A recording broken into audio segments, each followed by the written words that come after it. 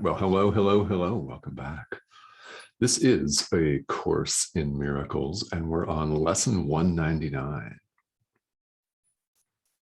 Yeah, and that grin is because of today's idea, which we'll talk about. And I know that you know on a deep level, and I know that you may resist this on another level, but ultimately, there are no levels anyway. Isn't that exciting? Should be. All right. So I want to welcome all of you who are tuning in from Enlightened World Network. You should get a kick out of today's idea. It's very fundamental to the thought system and the philosophy of A Course in Miracles, and we'll see it again. We've seen it before here in the workbook. We're on, again, lesson 199, and we will absolutely, beyond a shadow of a doubt, see it again repeatedly over the next 30 to 40 lessons. A lot. And the idea for today that we're going to talk about at length today and at length down the road here in this series of videos is, I am not a body. I am free. All right. I am not a body. I am free. And well, I invite you to repeat that idea as many times as you can and must, until it begins to inform your entire being. Because I know deep down that it does.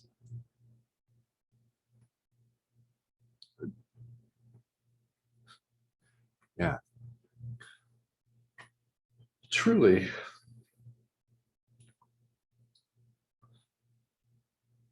to the ego, this seems totally and completely insane for you to go about life insisting that you're not a body. Seems nuts. Doesn't it sound preposterous? Totally contrary to what your biology textbook said, perhaps totally contrary to what your parents have taught you, or people that were involved in your own spiritual life when you were growing up. Maybe a pastor or a rabbi, an imam, a Buddhist lama, whoever your teachers were and are. To many of them in the world, this notion seems utterly preposterous. People want to lock you up. You're already locked up. In what? Body. Yeah.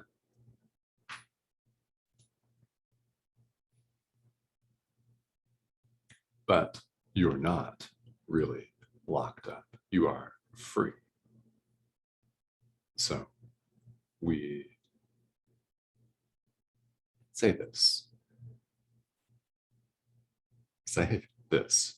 I am not a body. I am free, as often as you can, until it begins to permeate your heart and the very fabric of your being, which on a deep level it already does. You're listening to this message. If this did not impact you or inform your experience, you would be watching something else on YouTube. Because, well, there's a lot of content out there. And we absolutely 100% invite you to insert another word for content. Yeah, it starts with an S. There's a lot of that out there. So we think here that you need to hear this message again and again and again and again and again. Do you not? As human beings, the prevailing attitude is that you're a body.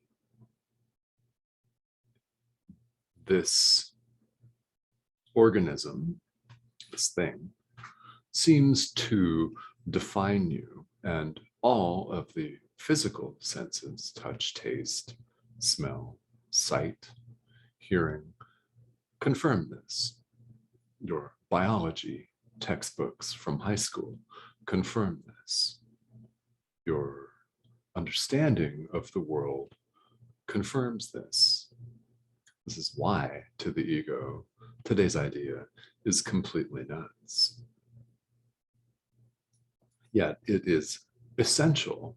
It's absolutely essential for your progress in this course, for your own spiritual development, to accept this idea.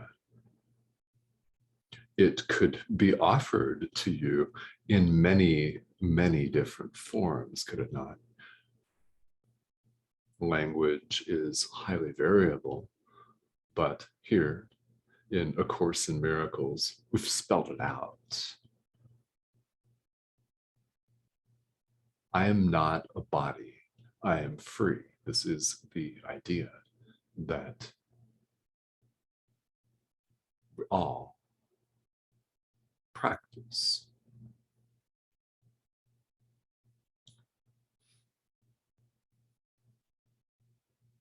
What's really going on is that you're using the body for one purpose, and you could be using it for another purpose. That may seem perfectly obvious to you. And it is not as glaringly obvious as the example of someone walking down the street and throwing the middle finger to everybody and scowling at them and hurling insults versus someone walking down the street with a smile, wishing everyone a pleasant good afternoon or good morning. That is an obvious example. In day-to-day life, it's easier to get absolutely carried away and without recognizing it, find yourself in the ego's thought system, feeling that you can be harmed. Well, you can't. Why? You're not a body. The concept from Eastern spirituality of absolute and relative truth is very useful here. And if you have studied Buddhism in particular, or Hinduism, any of the Eastern traditions, you'll likely have encountered this. Now, if you have not, let me explain what this is here. Absolute truth is the simple truth of what is. It's truth with a capital T. In the thought system of A Course in Miracles, we simply say, God is. And we fall silent, we cease to speak, we drop the mic, so to speak, period, point blank. God is. What's implied? Nothing else is. If you're familiar with the Indian tradition of Advaita Vedanta, Advaita means only Brahman is. It's the same thing. God is. The period. That is what we refer to as absolute truth. Now, I have used the word refer here. We use the word refer because, well, here we are speaking. We're using language, which is symbolic. Absolute truth is beyond language. It's beyond all concepts. In fact, it's meaning beyond meaning. You may know it from your spiritual studies as the ground of all being. It simply is. Now, here in the world, you experience what is known as relative truth. This is the world as you know it. This is the world from your biology textbook. This is the world and the domain of the ego, where humans appear to be running around in separate bodies. one identifies oneself with this physical organism.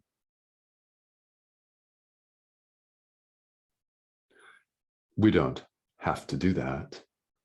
Yet here in the world, that is relative truth. This is what is common and what you're attempting to set aside. You're finding that it's entrenched, right?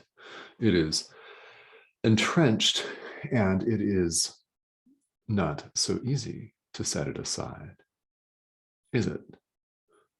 Until you make a decision that you want to. Until you decide that you want the peace of God and nothing else. It's difficult to set the ego aside. We're conditioned to think that we're a body. We're conditioned to think that we are imprisoned within one, where we suffer sickness, illness, decay, old age, death. We suffer becoming emaciated. We suffer obesity. We suffer all variety of diseases and aches and pains. We use this body to lash out at other bodies, to hurl invective, bloody invective at other bodies. In other words, to call them every name in the book and curse the day they were born and condemn them naturally, quite naturally, to a fiery, burning, hot hell.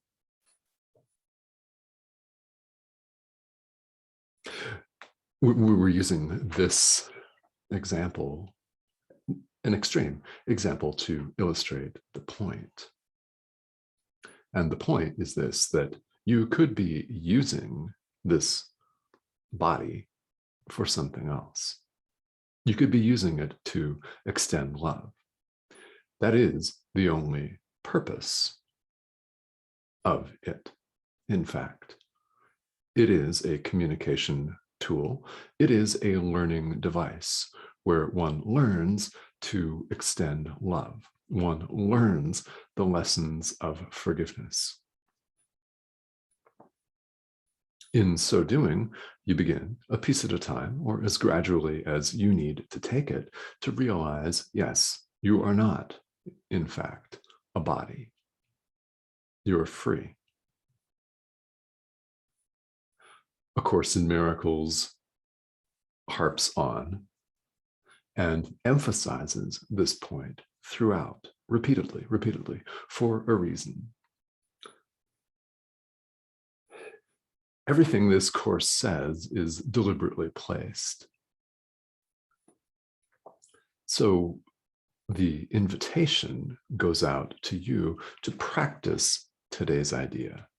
Practice it today. Practice it tomorrow. Practice it every day. Because you are not a body. You are free.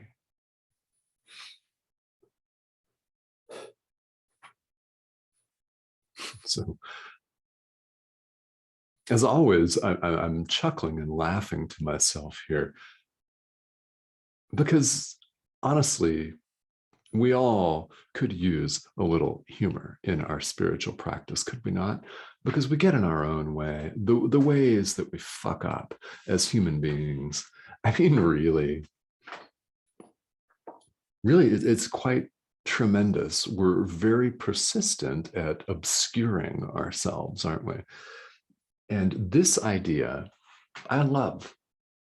This is one of the very first things that drew me to A Course in Miracles as a thought system that was perfect for the foundational centerpiece of my own spiritual practice. And guys, in this lifetime, spirituality is all I've cared about, really, truly. This is my purpose, to extend love, to teach, to show up and teach and provide guidance to all of you based on my experience. And this is something very beautiful. What I love about it is it cuts right to the chase. Don't you want that?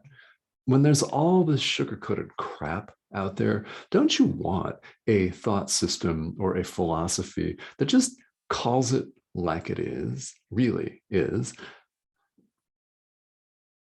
I mean, don't you feel that on some level you really and truly deserve that? Maybe you don't want it. I don't know. That's not the question. You really do deserve that, don't you? I say you do. I say we all in life appreciate and could use that friend that just tells us to cut the shit.